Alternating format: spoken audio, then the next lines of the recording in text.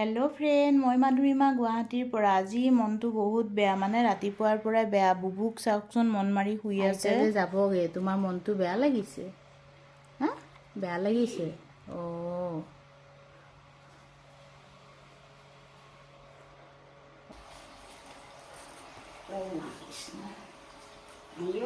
তাই বেগটো চাইছে।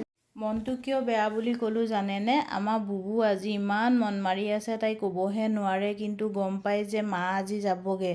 মা যিমানবাৰ আহিছে সিমানবাৰ যোৱাৰ দিন তাই নেখায় নকৰে, একো মন মাৰি থাকে। এয়া মাক ঘৰৰ পৰা উলিয়াই লৈ আহিলোঁ, মানে গেটৰ সন্মুখত ৰৈ আছোঁ। ৰাতিপুৱা 7টা বজাতে এনেকুৱা ৰ'দ ওলাইছে, কি ক'ম মানে। জল্দাজল্দিকৈ ঘৰৰ পৰা আহিলোঁ। মায়ে ঠাণ্ডাতে যাম বুলি ক'লে।